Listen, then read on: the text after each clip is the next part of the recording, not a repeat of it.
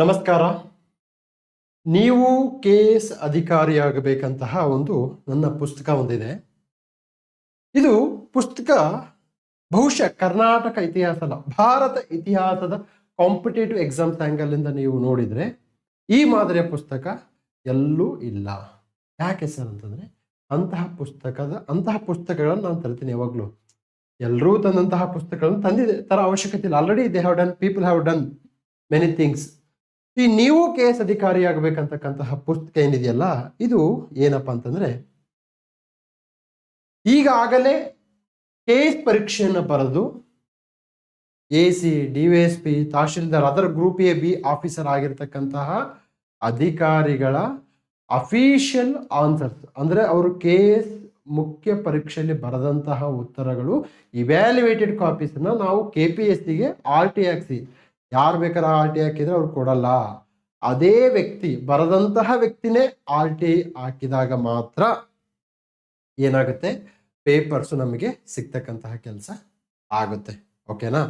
Next most important, ಬಹಳಷ್ಟು ಬಾರಿ success ಆದಂತಹ ಅಧಿಕಾರಿಗಳು ತಮ್ಮ ಆನ್ಸರ್ ಶೀಟ್ಸ್ ಅನ್ನ RT ಮೂಲಕ ತೆಗೆದುಕೊಂಡಂತಹ ಆನ್ಸರ್ ಶೀಟ್ಸ್ ಅನ್ನ ಶೇರ್ ಮಾಡ್ಕೊಳ್ಳಲ್ಲ ಬೇರೆಯವ್ರ ಜೊತೆ. ಏನಕ್ಕೆ ಅಂತಂದ್ರೆ, ಅಯ್ಯೋ ನಾನು ಹೆಂಗ್ ಬೇಕಾದ್ರೆ ಹಂಗೆ ಬರೆದು ಬಿಟ್ಟಿದ್ದೀನಿ, ಹುಡುಗರು ಗೊತ್ತಾದ್ರೆ ಇವ್ರಂಗಪ್ಪ AC ಆದ್ರು, ಇವ್ರಂಗಪ್ಪ DVSP ಆದ್ರು ಅಂತೇಳಿ ಅನ್ನುವ ಭಯದಿಂದ ಅವರು ಶೇರ್ ಮಾಡ್ಕೊಳ್ಳಲ್ಲ. But I convinced my friends, ನೋಡಪ್ಪ, ಮುಂದಿನ ಯುವ ಪೀಳಿಗೆಗೆ ಗೊತ್ತಾಗಬೇಕಾಗಿದೆ, ನೀವು PSL ಎಸ್ ಹೇಗೆ ಬರಿಬೇಕು, KSL ಎಸ್ ಹೇಗೆ ಬರಿಬೇಕು, ಎಥಿಕ್ಸ್ ಹೇಗೆ ಬರಿಬೇಕು ಅಂತಕ್ಕಂಥ ಅಂಶವನ್ನ ಮುಂದಿನ ಯುವ ಪೀಳಿಗೆ ತಿಳಿಸಿಕೊಡುವಂತಹ ನೈತಿಕ ಜವಾಬ್ದಾರಿ ನಿಮ್ಮಲ್ಲಿ ಇದೆ. ಆದ್ದರಿಂದ ನೀವು ಉತ್ತರಗಳು, ನಿಮ್ಮ ಆನ್ಸರ್ ಶೀಟ್ಸ್ ಅನ್ನು ಕೊಡಲೇಬೇಕೆನ್ನುವ ಒಂದು ಅವಿನಯ ಪ್ರಾರ್ಥನೆ ಮತ್ತು ಒತ್ತಡಗಳನ್ನು ನಾನು ಹಾಕಿ ಅವ್ರ ಹತ್ರ ಆನ್ಸರ್ ಶೀಟ್ಸ್ ತೆಗೆದುಕೊಂಡು ನಿಮ್ಮ ಮುಂದೆ ಪ್ರೆಸೆಂಟ್ ಮಾಡ್ತಾ ಇದ್ದೀನಿ. ಓಕೆ, ಸೊ ಈ ಪುಸ್ತಕ ಆನ್ಲೈನಲ್ಲಿ ದೊರೆಯುತ್ತೆ. ಓಕೆ, ಅದರ ಲಿಂಕ್ ಅನ್ನು ನಾನು ನಮ್ಮ ಡಿಸ್ಕ್ರಿಪ್ಷನ್ ಬಾಕ್ಸ್ ಅಲ್ಲಿ ಹಾಕಿರ್ತೀನಿ. ಓಕೆ, ನಂಬರ್ಸ್ ಅನ್ನು ಸಹ ನಾನು ಕೊಟ್ಟಿರ್ತೀನಿ. ಓಕೆ, ಸೊ ತಾವು ಇಲ್ಲಿ ಇರ್ತಕ್ಕಂತಹ ಮಾಹಿತಿಯನ್ನ ನೋಡಿ, ಇಲ್ಲಿ ಇರ್ತಕ್ಕಂತಹ ಮಾಹಿತಿಯನ್ನು, ನೀವು KS ಅಧಿಕಾರಿ ಇರಬೇಕಂತಹ ಬುಕ್ಕದಲ್ಲಿ ಇರ್ತಕ್ಕಂಥ ಮಾಹಿತಿ ಏನಿದು, ಇದು ನಮ್ಮ ಅಮ್ಮ ದೊಡ್ಡಮ್ಮ. ಓಕೆ, ಇಲ್ಲಿ ಆಶಯದಲ್ಲಿ ಹೇಳಿದ್ದೀನಿ, ಆತ್ಮೀಯ ಸ್ಪರ್ಧಾರ್ಥಿಗಳೇ, ಈ ಪುಸ್ತಕದ ಮೂಲ ಆಶಯ ಏನಂದ್ರೆ, ಒಬ್ಬ ಯಶಸ್ವಿ ಅಭ್ಯರ್ಥಿ ಪರೀಕ್ಷಾ ಒತ್ತಡದಲ್ಲಿ ಹೇಗೆ ಉತ್ತರಿಸುತ್ತಾನೆ ಎಂದು ತಿಳಿಸುವುದು. ಸೊ ನಿಮ್ಗೆ ಅನ್ಸುತ್ತೆ, IAS ಅಧಿಕಾರಿಗಳು, KS ಅಧಿಕಾರಿಗಳು ಅವ್ರೇನೋ ತುಂಬಾ ಅದ್ಭುತವಾಗಿ ಆನ್ಸರ್ಸ್ ಬರೆದಿರ್ತಾರ ಅಂತ ನಮ್ಗೆ ಅನ್ಸುತ್ತೆ. ಏನೋ ಅದ್ಭುತ ಇರಲ್ಲ, ನಿಮ್ಗಿಂತ ಸ್ವಲ್ಪ ಬೆಟರ್ ಇರ್ತಾರೆ ಅಷ್ಟೇ. ಒತ್ತಡ ರಹಿತ ಸಂದರ್ಭದಲ್ಲಿ ಏನನ್ನಾದರೂ ಬರೆಯಬಹುದು. ಒತ್ತಡ ರಹಿತ ಅಂದ್ರೆ ನೋ ಪ್ರೆಷರ್. 3 ಅವರ್ ಅಲ್ಲ, ಒನ್ ಡೇ ತಗೋಪ್ಪ, ನೀನ್ ಹೆಂಗ್ ಬೇಕಾದ್ರೆ ಆನ್ಸರ್ ಬರೀ ಅಂದ್ರೆ ಎಲ್ಲರೂ ಚೆನ್ನಾಗಿ ಬರಿಬಹುದು. ಜಿಯೋಗ್ರಫಿಯಲ್ಲಿ ಡಾಕ್ಟರ್ ರಂಗನಾಥ್ ಸರ್ನ ಮೀರ್ಸಷ್ಟು ಆನ್ಸರ್ಸ್ ಬರಿಬಹುದು. ಓಕೆ, ಸೊ ನೀವು ಒತ್ತಡ ರಹಿತ ಸಂದರ್ಭದಲ್ಲಿ ಏನನ್ನಾದರೂ ಬರೆಯುವುದು. ಪಂಪ, ಪನ್ನ, ರನ್ನರ್ಗಿಂತ ಮಿಗಿಲಾದ ಉತ್ತರವನ್ನು ಬರೆಯಲು ಸಾಧ್ಯ, ಆದರೆ ಒತ್ತಡ ಸಂದರ್ಭದಲ್ಲಿ ಪೂರ್ಣ ಪ್ರಮಾಣದ ಉತ್ತರ ಬರುವುದಿಲ್ಲ. ಸೊ ಒತ್ತಡ ಸಂದರ್ಭದಲ್ಲಿ ಹೇಗೆ ಬರೀತಾರೆ ಅಂತಕ್ಕಂಥದ್ದನ್ನ ನಾನು ಈ ಪುಸ್ತಕದಲ್ಲಿ ಹೇಳಿದ್ದೀನಿ. ಓಕೆ, ಇಲ್ಲಿ ನೋಡಿ, ಶಂಕರ್ ಬೆಳ್ಳುಬ್ಬಿ ಸರ್ ಇದನ್ನ ಮುನ್ನುಡಿಯನ್ನ ಬರ್ಕೊಟ್ಟಿದ್ದಾರೆ. ಸೊ ಅವ್ರಿಗೆ ನಾನು ಧನ್ಯವಾದಗಳನ್ನ ಈ ಸಂದರ್ಭದಲ್ಲಿ ಸಲ್ಲಿಸ್ತೀನಿ. ನೋಡಿ, ಇಲ್ಲಿ 2014 ಪ್ರಬಂಧಗಳು, 2015 ಪ್ರಬಂಧಗಳು, GS1 Kannada, GS1 English, GS2 Kannada, GS2 English, GS3 Kannada, Kannada ಮಾಧ್ಯಮ ಮತ್ತು ಇಂಗ್ಲಿಷ್ ಮಾಧ್ಯಮದ ಉತ್ತರಗಳು ಇಲ್ಲಿ ನಾವು ಕಂಡಿರ್ತಕ್ಕಂಥದ್ದು ನೋಡ್ಬೋದು. ನೆಕ್ಸ್ಟ್ 2014 ಪ್ರಬಂಧದ ಸ್ಕೀಮ್ ಆಫ್ ವ್ಯಾಲ್ಯೂಯೇಷನ್. ಏನಿದು ಸ್ಕೀಮ್ ಆಫ್ ವ್ಯಾಲ್ಯೂಯೇಷನ್ ಅಂತಂದ್ರೆ, ಒಂದು ಪ್ರಬಂಧಕ್ಕೆ ಅಥವಾ ಒಂದು ಉತ್ತರದಲ್ಲಿ ಏನೇನ್ ಕಂಟೆಂಟ್ ಇರ್ಬೇಕಂತೇಳಿ KPSC ಅವರು, ಕರ್ನಾಟಕ ಪಬ್ಲಿಕ್ ಸರ್ವಿಸ್ ಕಮಿಷನ್ ಅವರು ಇವ್ಯಾಲ್ಯುವೇಟರ್ಸ್ಗೆ ಕೊಡ್ತಾರೆ. ನೋಡಪ್ಪ, ಈ ಕಂಟೆಂಟ್ ನಾನು ಎಕ್ಸ್ಪೆಕ್ಟ್ ಮಾಡ್ತೀನಿ, ಈ ಕಂಟೆಂಟ್ ಅವ್ರು ಏನಾದ್ರು ಬರ್ದಿದ್ರೆ you just give more marks to them. ಈ ಕಂಟೆಂಟ್ ಅವ್ರು ಬರ್ದಿಲ್ಲ ಅಂದ್ರೆ ಡೋಂಟ್ ಗಿವ್ ಮಾರ್ಕ್ಸ್.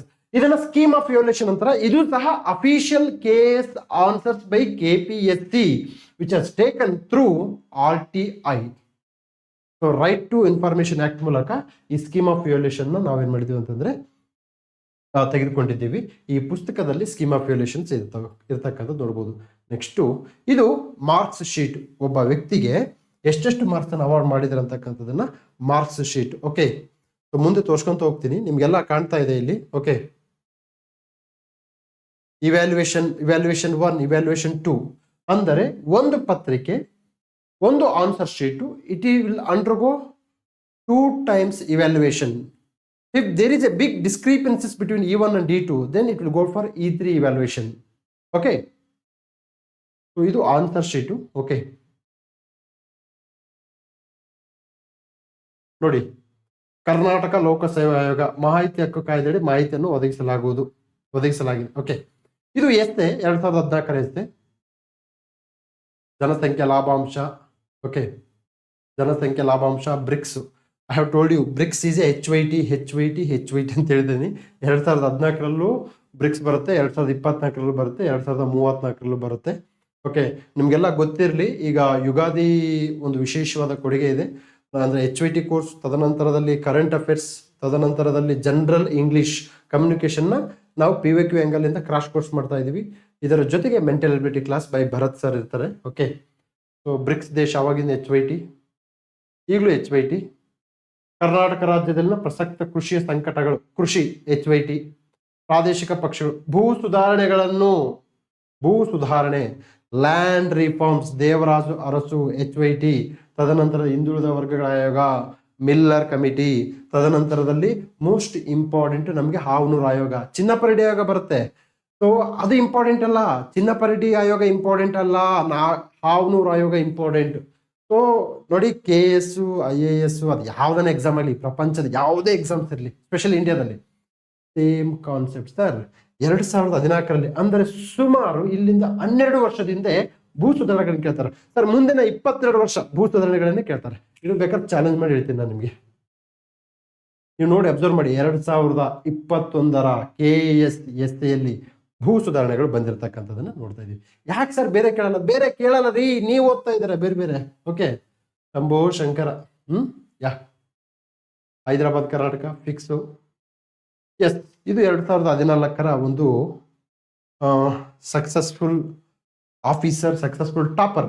ಓಕೆ, ಜನಸಂಖ್ಯಾ ಲಾಭಾಂಶ ಎಂಬ ಪರಿಕಲ್ಪನೆಯನ್ನು ವಿವರಿಸಿ ಇದರ ಅನುಕೂಲಗಳೇನು, ಜನಸಂಖ್ಯಾ ಲಾಭಾಂಶದ ಅನುಕೂಲಗಳನ್ನು ಪಡೆಯುವ ವಿವಿಧ ವಿಧಾನಗಳನ್ನು ಕುರಿತು ಚರ್ಚಿಸಿ ಅಂತಿದೆ. ಸೊ ಇದು ಬರೆದಿರತಕ್ಕಂಥದ್ದು. E1 ಅಂದ್ರೆ ಇವ್ಯಾಲ್ಯೂಯೇಷನ್ 1, ಇವರು 100 ಮಾರ್ಕ್ಸ್ ಹಾಕಿರ್ತಾರೆ. ಇವ್ಯಾಲ್ಯೂಯೇಷನ್ 2 ಇವರು ಎಷ್ಟು ಹಾಕಿದ್ದಾರೆ, 110 ಹಾಕಿದ್ದಾರೆ. ಓಕೆ,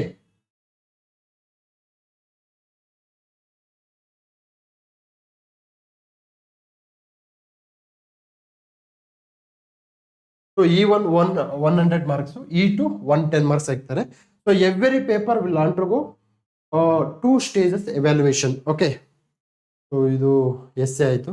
ತದನಂತರದಲ್ಲಿ ಇದೇ ಪುಸ್ತಕದಲ್ಲಿ ಇಂಗ್ಲಿಷ್ ಮೀಡಿಯಂ ಆನ್ಸರ್ ಸಹ ಇರ್ತವೆ. ಎಲ್ಲ ಕನ್ನಡ ಮಾಧ್ಯಮದ ವಿದ್ಯಾರ್ಥಿಗಳು ಇಂಗ್ಲಿಷ್ ಮೀಡಿಯಂ ಆನ್ಸರ್ಸ್ ಅನ್ನು ನೋಡಿ ಅವರ ಶಿಸ್ತು ಮತ್ತು ಅವರ ಶೀಲ ಅಂದ್ರೆ ಏನು ಗೊತ್ತಾ, ಇಲ್ಲಿ ಮೀನಿಂಗು ಕಂಟೆಂಟ್ ಅಂದ್ರೆ ನೀವು ಇಂಗ್ಲಿಷ್ ಮೀಡಿಯಂ ಅಲ್ಲಾದ್ರೂ ಬರೀರಿ, ಕನ್ನಡ ಮೀಡಿಯಂ ಅಲ್ಲಾದ್ರೂ ಬರೀರಿ, ತದನಂತರದಲ್ಲಿ ಉರ್ದು ಮೀಡಿಯಂ ಅಲ್ಲಾದ್ರೂ ಬರೀರಿ, ನಿಮಗೆ ಶಿಸ್ತು ಬೇಕು. ಶಿಸ್ತು ಅಂತಂದ್ರೆ ಆ ಪರೀಕ್ಷಾ ಚೌಕಟ್ಟಿನಲ್ಲಿ ಒಂದು ಪುಟದಲ್ಲಿ ಸ್ಫುಟವಾಗಿ ಬರಿಬೇಕು, ಕಣ್ಣಿಗೆ ಅಟ್ರಾಕ್ಟ್ ಆಗಬೇಕು, ಅದನ್ನ ಶಿಸ್ತು. ಶೀಲ ಅಂತಂದ್ರೆ ಕಂಟೆಂಟ್ ಬರಿಬೇಕು. ನೀನು ಕಂಟೆಂಟ್ ಬರ್ದಿಲ್ಲ ಅಂತಂದ್ರೆ ಯಾವ ಮೀಡಿಯಂ ಅಲ್ಲಿ ಬರೆದ್ರು ನೀನು ವೇಸ್ಟು. ಓಕೆ, ಅದನ್ನ ಶಿಸ್ತು ಮತ್ತು ಶೀಲ ಅಂತೀವಿ. ಓಕೆ,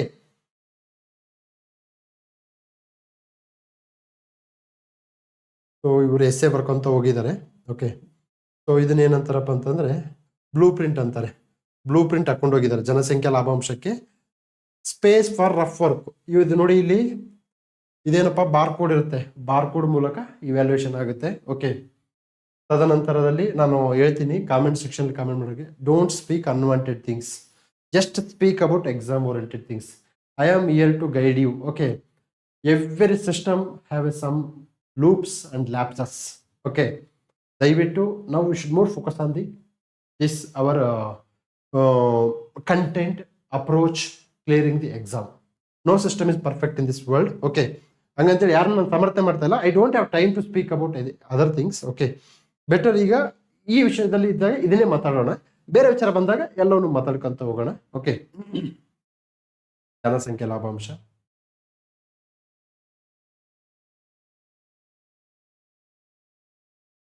ಸೊ ಇವರೆಲ್ಲ ಏನ್ ಮಾಡಿದ್ದಾರೆ ಅಂದ್ರೆ ಈ ತರ ಬರ್ಕೊಂತ ಹೋಗಿದ್ದಾರೆ. ಓಕೆ, ನೆಕ್ಸ್ಟ್ ಏನ್ ಮಾಡೋಣ ನಾವು, ಈಗ ಬೇರೆ ಆನ್ಸರ್ಸ್ ಅನ್ನು ನೋಡೋಣ.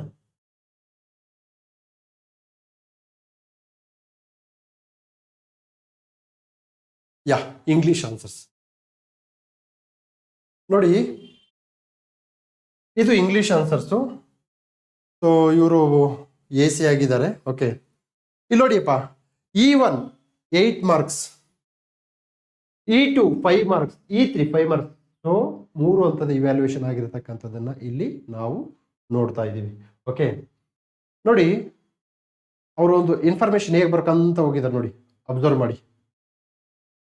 ಸಬ್ ಹೆಡ್ಡಿಂಗ್ಸ್ ಹಾಕಿದ್ದಾರೆ, ಎಲ್ಲಾದ್ರೂ ಚಿತ್ತಾಕಾಟ ಇದೆ, ಇದನ್ನ ಇದಾವ ಇಲ್ಲ, ಇದನ್ನ ಶಿಸ್ತು ಅಂತ ಹೇಳ್ತೀನಿ ನಾನು. ಲ್ಯಾಂಡ್ ರಿಫಾರ್ಮ್ಸ್, ಕಾಂಪೋಸ್ಟಿಂಗ್, ಪೇಜ್ ತುಂಬಿಸ್ಬೇಕು. ನಾನು KS ಅಲ್ಲಿ ಹೇಳ್ತೀನಿ, IAS ಅಲ್ಲಿ ಹೇಳ್ತೀನಿ. ನೀವು IAS ಪರೀಕ್ಷೆ ಅಂದ್ರೆ ತುಂಬಾ ದೊಡ್ಡದು, ಅಲ್ಲಿ ಏನು ಇರ್ತೀನಿ, ನೋ, ಅವೆಲ್ಲ ಸುಳ್ಳು. ಪೇಜು ತುಂಬಿಸ್ಬೇಕು, ಕಂಟೆಂಟು ಇರಬೇಕು. ಇದು ಎಲ್ಲ ಎಕ್ಸಾಮ್ನ ಮೂಲ ಲಕ್ಷಣ. Bring out various issues involved in the supply of drinking water in India. Add a note on drinking water quality standards. ನಾನು ಏನು ಮೊನ್ನೆ ಹೇಳಿದ್ದಲ್ಲ, KS ಪರೀಕ್ಷೆಯಲ್ಲಿ ಇವು ಕ್ವಶನ್ಸ್ ಬರ್ತದೆ. 90% ಕ್ವಶನ್ಸ್ ಬಂದಿದ್ದಾವೆ, ಚೆಕ್ ಮಾಡ್ಕೊಳ್ಳಿ. Sir, drinking water always HYT, high yielding topic. Drinking water is always high yielding topic. Okay, Mekedatu, ತದನಂತರದಲ್ಲಿ ಮಹದಾಯಿ, ಅವೆರಡು drinking water projects. That's why it is going to come again and again. Jal Jeevan mission, drinking water projects. That's why it is going to come again and again. 2015 ಇದು ಒಂದು notification ಆಗಿರ್ತಕ್ಕಂಥದ್ದು. Okay, ನೋಡಿ, underline ಮಾಡಿರ್ತಕ್ಕಂಥದ್ದನ್ನ ನೀವು ಅರ್ಥ ಮಾಡ್ಕೋಬೇಕು. Okay, ಇಲ್ಲೇನು ಹೇಳಿದ್ದಾರೆ ಇವರು? Various issues. ಸೀದಾ ಪಾಯಿಂಟಿಗೆ ಬಂದರು. ಇಶ್ಯೂಸ್ ಇನ್ವಾಲ್ವ್ಡ್ ಅಂದ್ರೆ ಎಕ್ಸಾಮ್ನರ್ಗೆ ಏನ್ ಡಿಮ್ಯಾಂಡ್ ಇರುತ್ತಲ್ಲ ಅದನ್ನ ಬರಿಬೇಕು ಹೊರತು ನಿಮಗೇನು ಡಿಮ್ಯಾಂಡ್ ಇರುತ್ತಲ್ಲ ಅದನ್ನ ಬರ್ಕೊಂತ ಹೋಗ್ಬಾರ್ದು. ಈ ಇಂಟ್ರೊಡಕ್ಷನ್ನು, ಕನ್ಕ್ಲೂಷನ್ನು ಎಲ್ಲ ಪ್ರಶ್ನೆಗಳಿಗೆ ಆಗ್ಬೇಕಂತಾರಲ್ಲ, ಅದು ಶುದ್ಧ ಸುಳ್ಳು. ಅದು ಹರಿಕತೆ. ನೀವು ಕೇಳಕ್ ಚಂದ, ಅದನ್ನ ಹೆಸರೇ ಇದೆ, ಕತೆ, ಹರಿಕತೆ. ನಾನು ಚಾಲೆಂಜ್ ಮಾಡಿ ಹೇಳ್ತೀನಿ, 20ಕ್ಕೆ 20 ಕ್ವಶನ್ ಇಂಟ್ರೊಡಕ್ಷನ್, ಕನ್ಕ್ಲೂಷನ್ ಹಾಕಕ್ಕಾಗದೇ ಇಲ್ಲ. Okay, S. ಸೊ ಇದು ಏನಪ್ಪ ಅಂತಂದ್ರೆ ಈ ಪುಸ್ತಕದ ಕುರಿತು ಮಾಹಿತಿ. ಈ ಪುಸ್ತಕ ಬೇಕಿದ್ರಿಗಿನ ಆನ್ಲೈನಲ್ಲಿ ಸಿಗುತ್ತೆ, ಮತ್ತು ಹಲವಾರು ಮಳಿಗೆಯಲ್ಲಿ ಸಿಗುತ್ತೆ. ನಾನು ನಂಬರ್ಸ್ ಅನ್ನು ಕೊಟ್ಟಿರ್ತೀನಿ ಕೆಳಗಡೆ, ಆ ನಂಬರ್ಸಿಗೆ ಕಾಂಟ್ಯಾಕ್ಟ್ ಮಾಡ್ಕೊಳ್ಳಿ. You can get this books. So ಈ ಪುಸ್ತಕದ ಮತ್ತಷ್ಟು ಮಾಹಿತಿಯನ್ನು ಇನ್ನೊಂದು ವಿಡಿಯೋದಲ್ಲಿ ನಾನು ಮಾಹಿತಿ ಹಂಚ್ಕೊಳ್ತೀನಿ. ನಮಸ್ಕಾರ.